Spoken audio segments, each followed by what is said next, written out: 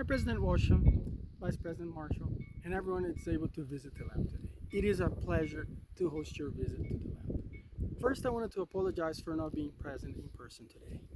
It turns out that I've been planning a vacation with my family for the last half a year to try to get away a little bit after the pandemic to recharge before we're fully back in the fall. And believe me, I'm so looking forward to be in person and to meet everyone in person as soon as we can. As I've been traveling for vacation, I've been thinking about the visit and the work we do in the lab. And initially I thought about joining a Zoom call tomorrow, but I soon realized that will be almost impossible. So I'm recording this video just to welcome you into our lab and to tell you a little bit about the work we do here. I'm taking my daughters to Glacier National Park to see the glaciers before they disappear within their lifetime.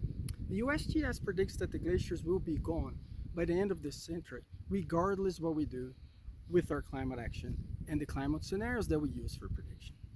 As we're driving down towards the west last week, we kept seeing the news about wildfires and unprecedented droughts that were impacting the nation that you're probably following the news this week. The word unprecedented has been used more often than not in our work. And more often than not, we're hearing unprecedented to describe extreme natural disasters.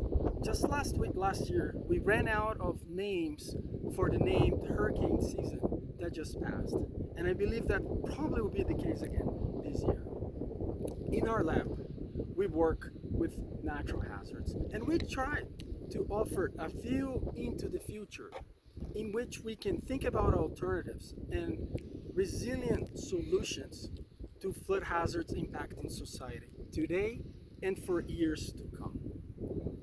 You might be able to meet one of our students, Martin, that has been studying sea ice melting in the Arctic and the implications for maritime navigation and coastal communities. I'm hoping Gustavo is also able to host you guys today in the lab, and he can tell you a little bit more about the work he does and the lab does in terms of predicting flood hazards in real time. In a partnership and collaboration with the National Weather Service Weather Forecast Office in Washington and Baltimore, we develop a system capable of predicting flooding conditions into 3 days in advance. And you probably are able to see in these televisions, which by the way, I'm stealing one of my screens here so I can talk to you, in which we can have real-time flood information produced here.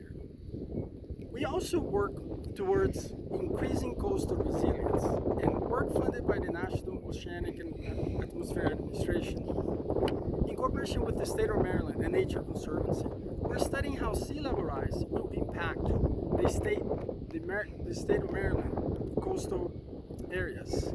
And we're really trying to look into how we can use marshes and wetlands and natural areas to buffer the impact of the storms, not only today, but into the future. And we're hoping to be able to inform conservation efforts and management strategies by the state of Maryland with regards to preventing future disasters, or at least increasing the state resilience. Well, I really like to meet you guys next time. I hope you enjoyed the visit. I apologize again for not being able to be with you guys, and I encourage you to chat a little bit with the students that are really at the forefront of this work.